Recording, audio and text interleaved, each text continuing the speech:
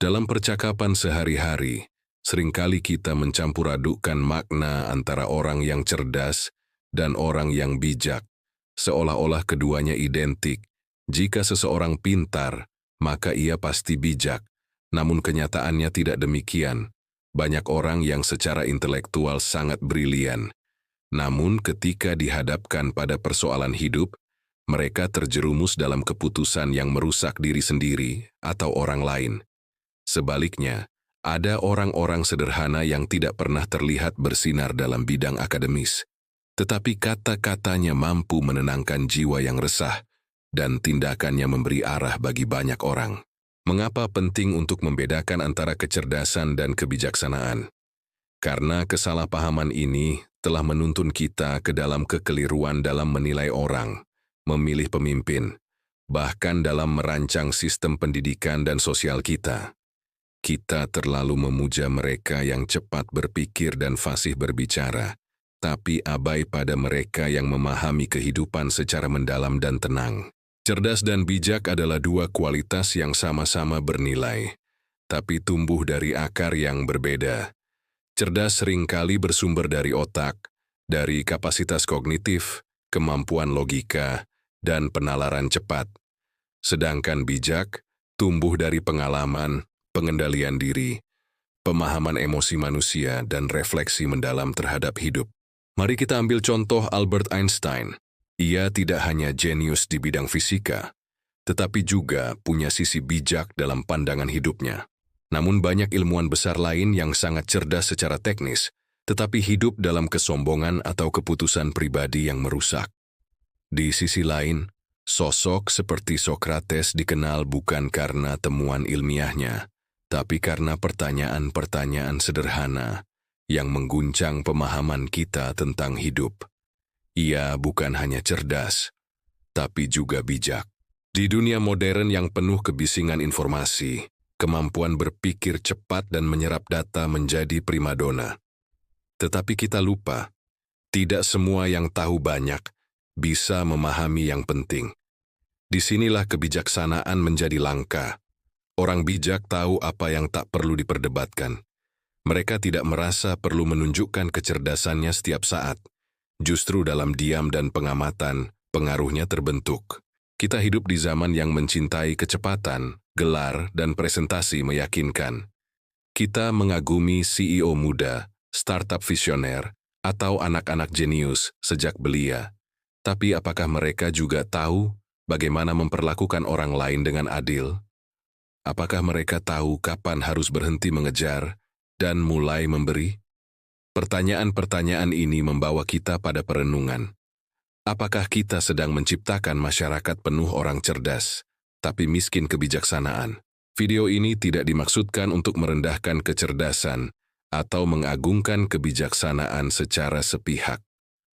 Tujuan kita adalah menyelami perbedaan mendasar antara keduanya, memahami bagaimana mereka terbentuk, dan melihat dampaknya dalam kehidupan nyata, baik pribadi, sosial, maupun global. Orang cerdas biasanya diukur dari kapasitas intelektual. Seberapa cepat mereka menguasai informasi, memecahkan masalah, dan menerapkan logika.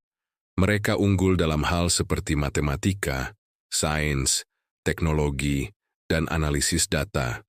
Mereka adalah para ahli yang sanggup menghafal angka, mengerti teori kompleks, dan melihat hubungan sebab akibat dengan cepat.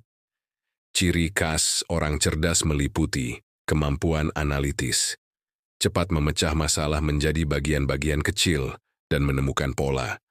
Contoh, seorang programmer yang menulis algoritma optimasi dalam hitungan menit. Daya ingat yang baik, mampu mengingat fakta, konsep, dan detail dalam waktu lama. Contoh, seorang profesor sejarah yang mengutip peristiwa dari ingatan tanpa membuka buku. Kreativitas dalam pemecahan masalah, menghasilkan ide-ide out of the box untuk tantangan teknis. Contoh, ilmuwan yang menemukan penanganan virus baru menggunakan model matematika. Kecerdasan emosional terbatas. Seringkali kesulitan membaca bahasa tubuh atau merespon emosi orang lain dengan halus. Meski cerdas, mereka kadang tampak cuek atau terlalu fokus pada logika. Kecenderungan terlalu percaya diri pada logika bisa mengabaikan nuansa atau konteks budaya karena terlalu mengandalkan data.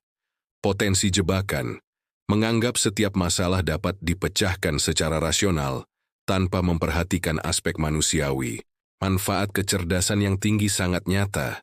Inovasi teknologi, kemajuan ilmu pengetahuan, dan solusi teknis untuk persoalan rumit. Namun tanpa kebijaksanaan, kecerdasan pun bisa menimbulkan bahaya.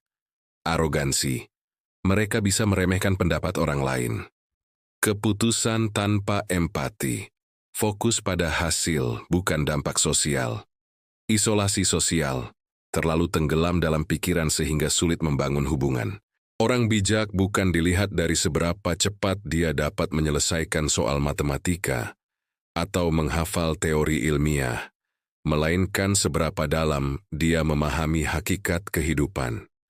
Kebijaksanaan tumbuh dari pengalaman yang pernah dilewati, kegagalan yang pernah dirasakan, dan kemampuan untuk menarik pelajaran dari setiap kisah yang dijalani.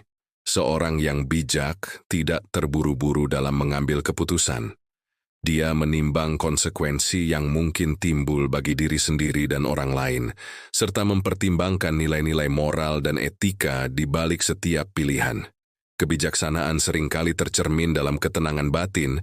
Dia tidak mudah terombang-ambing oleh opini mayoritas atau terpancing emosi sesaat, melainkan mampu menjaga keseimbangan antara logika dan empati.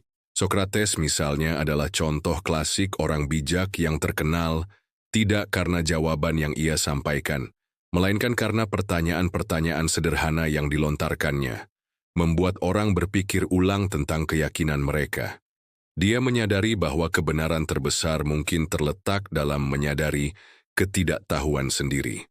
Sementara itu, tokoh-tokoh seperti Lao Tzu dan Confucius menekankan pentingnya harmoni dengan alam dan sesama manusia, mengajarkan bahwa kebijaksanaan melibatkan kemampuan merasakan getaran emosional orang lain, mengenali kesedihan, kebahagiaan, ketakutan, dan harapan dalam diri setiap individu.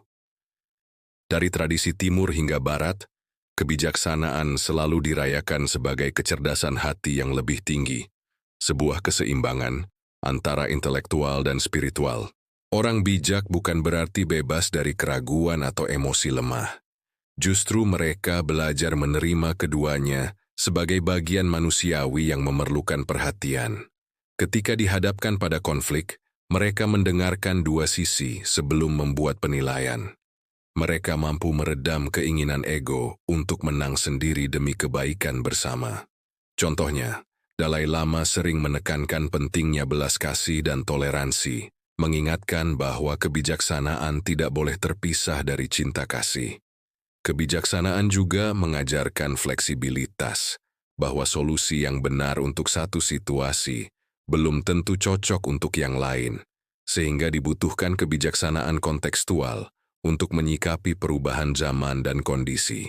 Berbeda dengan kecerdasan yang diukur lewat angka IQ dan prestasi akademis, kebijaksanaan tidak memiliki metrik baku. Ia tampak dalam cara seseorang menghadapi kegagalan, cara dia memaafkan kesalahan, dan bagaimana ia berbagi pengalaman agar dapat membantu orang lain tumbuh. Orang bijak seringkali menyajikan nasihat dalam bentuk cerita atau metafora, membiarkan pendengar menemukan makna sendiri. Dalam suasana sunyi, mereka menuliskan pemikiran-pemikiran mendalam. Dalam keramaian, mereka menyampaikan saran yang menenangkan. Inilah kekuatan kebijaksanaan. Ia hadir tanpa paksaan, namun meninggalkan jejak yang abadi. Namun, kebijaksanaan pun memiliki bahaya tersendiri jika tidak dilandasi integritas. Tanpa ketulusan, nasihat bijak dapat menjadi manipulasi. Tanpa empati, refleksi mendalam dapat berubah menjadi sikap merendahkan. Oleh karena itu, orang bijak sejati selalu menguji diri. Apakah kata-katanya selaras dengan tindakan? Dan apakah keputusan yang diambil melayani kebaikan bersama, bukan hanya kepentingan diri sendiri? Dengan demikian, kebijaksanaan adalah proses berkelanjutan yang menuntut kerendahan hati dan kesediaan untuk terus belajar dari kehidupan.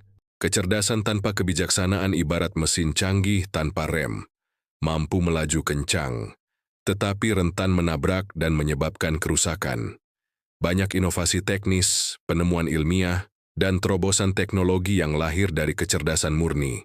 Namun selanjutnya menimbulkan masalah etis dan sosial karena kurangnya pertimbangan bijak. Contohnya, perkembangan kecerdasan buatan, AI, telah membuka peluang luar biasa dalam bidang kesehatan, transportasi, dan produktivitas.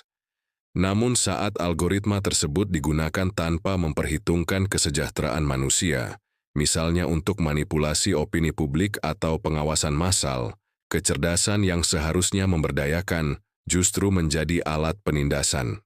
Disinilah kita melihat betapa rapuhnya fondasi kecerdasan ketika tidak ditopang oleh nilai-nilai kebijaksanaan.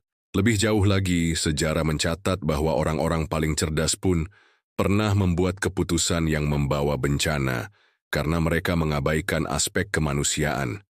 Insinyur pengembang bom atom misalnya, bekerja dengan ketelitian dan logika tinggi, tetapi keputusan untuk menggunakan senjata pemusnah massal itu tidak mempertimbangkan nilai etika dan penderitaan manusia yang akan ditimbulkan. Tanpa kebijaksanaan untuk menahan ambisi intelektual, kecerdasan dapat berubah menjadi destruktif. Ini mengingatkan kita bahwa kecerdasan harus berjalan beriringan dengan kebijaksanaan. Sebelum merancang apapun, kita perlu menanyakan untuk apa dan siapa dampak dari inovasi itu. Di dunia bisnis, perusahaan-perusahaan yang dipimpin oleh CEO jenius seringkali meraih keuntungan besar dalam waktu singkat. Tetapi tanpa kebijaksanaan manajerial, keuntungan tersebut dapat memudar melalui skandal, krisis reputasi, atau ketidakpuasan karyawan. Seorang eksekutif cerdas mungkin mampu memotong biaya secara dramatis atau menerapkan strategi agresif untuk pertumbuhan. Namun ketika tidak dibarengi rasa tanggung jawab sosial, keputusan itu bisa menimbulkan gelombang pemecatan, kerusakan lingkungan, dan ketidakstabilan pasar. Disinilah kebijaksanaan berfungsi sebagai penyeimbang. Ia tidak melarang ambisi, tetapi menuntun agar ambisi itu tumbuh dalam koridor nilai kemanusiaan. Kecerdasan yang gagal tanpa kebijaksanaan juga tampak dalam ranah politik. Banyak pemimpin yang pandai meracik narasi, memanfaatkan data survei, dan membaca opini publik untuk memenangkan dukungan, namun ketika janji politik tidak dilandasi kebijaksanaan, rakyat yang dipimpin kerap menanggung beban ketidakadilan, korupsi, dan kebijakan jangka pendek yang malah merugikan negeri. Sebaliknya, pemimpin bijak akan bertanya pada diri sendiri bukan hanya bagaimana cara meraih suara, tetapi bagaimana cara memajukan kesejahteraan rakyat. Sebab keberhasilan seorang pemimpin diukur bukan oleh kecerdasan retorika, tapi oleh manfaat nyata yang ditinggalkan. Tak kalah kerap, individu-individu berbakat pula menemui kegagalan pribadi karena kurangnya kebijaksanaan. Seorang akademisi jenius mungkin mengabaikan kesehatan mental, relasi keluarga, atau kehidupan spiritual demi mengejar publikasi dan prestis. Hingga di puncak karir, ia merasakan kehampaan dan kelelahan yang parah. Di balik gelar doktor dan penghargaan internasional, ternyata tersembunyi jiwa yang rapuh, kehilangan arah, dan rasa penyesalan. Kebijaksanaan mengajarkan kita untuk menyeimbangkan antara prestasi dan kebahagiaan, antara pencapaian dan kedamaian batin. Dari beragam contoh ini terlihat satu hal, kecerdasan tanpa kebijaksanaan bukan hanya tidak maksimal, tapi juga berbahaya. Kebijaksanaan memberikan konteks moral, empati, dan visi jangka panjang, unsur-unsur yang tidak diajarkan di bangku sekolah atau diukur lewat tes IQ. Ia berasal dari pembelajaran atas kesalahan, kepekaan terhadap sesama, dan kesediaan untuk menahan diri sebelum bertindak. Dengan demikian, kecerdasan dan kebijaksanaan sejatinya adalah mitra. Satu memberi kemampuan, satunya memberi arah. Di tengah arus modernitas yang mengagungkan kecerdasan intelektual dan teknologi, pertanyaan krusial muncul. Bisakah kita menciptakan masyarakat yang tidak hanya penuh orang cerdas, tetapi juga syarat kebijaksanaan? Jawabannya bukan sekadar iya atau tidak. melainkan sebuah proses panjang yang melibatkan perubahan pada cara kita belajar, berinteraksi, dan menilai sukses. Pertama, sistem pendidikan perlu dirombak agar tidak hanya mengukur kapasitas memecahkan soal dan menghafal fakta, tetapi juga menanamkan empati, etika, dan kemampuan refleksi. Kurikulum harus memasukkan diskusi kasus nyata, bukan semata soal bagaimana merancang jembatan atau menulis algoritma, melainkan juga soal bagaimana keputusan teknis memengaruhi kehidupan masyarakat dan lingkungan. Dengan begitu, mahasiswa teknik atau sains tidak sekadar menjadi pakar masalah teknis, tetapi juga mampu mengevaluasi implikasi moral dari temuannya. Kedua, di dunia kerja kita perlu menekankan budaya mentorship dan pembelajaran seumur hidup. Perusahaan hebat bukan hanya yang meraih keuntungan terbesar, tetapi juga yang membentuk lingkungannya sebagai ruang bagi karyawan untuk belajar dari kegagalan serta mengembangkan soft skill, seperti kepekaan interpersonal dan pemecahan konflik yang kerap diabaikan. Dalam praktiknya, ini berarti mengajak karyawan senior berbagi pengalaman, bukan sekadar mentransfer ilmu pintar, tetapi juga kisah-kisah di mana kebijaksanaan memandu tindakan yang benar meski mungkin tidak menguntungkan secara finansial seketika. Ketiga, media dan platform digital bisa berperan besar dalam menyeimbangkan kebisingan dan kedalaman. Alih-alih memprioritaskan metrik like dan view semata, platform dapat memberi penghargaan pada konten yang memicu diskusi bermakna, misalnya menampilkan ringkasan debat yang menyajikan berbagai perspektif, atau menyorot video yang memuat refleksi etis atas teknologi baru. Dengan cara ini, audiens terbiasa menikmati konten yang tidak sekadar memicu reaksi emosional instan, tetapi juga menantang pikiran untuk mempertimbangkan apa selanjutnya setelah menonton. Keempat, kita sebagai individu harus berlatih menjadi influencer kebijaksanaan dalam lingkungan terdekat, keluarga, teman, dan komunitas profesional. Ini dimulai dari kebiasaan sederhana, seperti mengambil jeda sebelum menanggapi sebuah unggahan kontroversial di media sosial, atau bertanya pada diri sendiri, apa niat saya ketika menyampaikan kritik ini? Sehingga perlahan kita memupuk budaya bertanya dan mendengarkan, bukan hanya berteriak demi didengar. Akhirnya, esensi masyarakat seimbang terletak pada kolaborasi antara kecerdasan yang terus mendorong batas pengetahuan dan kebijaksanaan yang menjaga nilai-nilai kemanusiaan. Ketika kita mampu merayakan keduanya, menghargai prestasi ilmiah, sekaligus memberi ruang pada refleksi etis, maka lahirlah populasi yang tidak hanya pintar, tetapi juga berintegritas dan peduli. Di sanalah visi Sokrates menjadi nyata.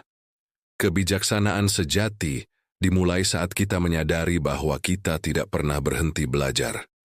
Dengan mengakar pada prinsip itu, kita dapat melangkah bersama menuju dunia di mana kecerdasan dan kebijaksanaan berdampingan, saling memperkuat, dan membentuk masa depan yang manusiawi. Sekarang giliran kamu. Apakah kamu setuju bahwa kecerdasan tanpa kebijaksanaan hanyalah senjata tanpa kendali?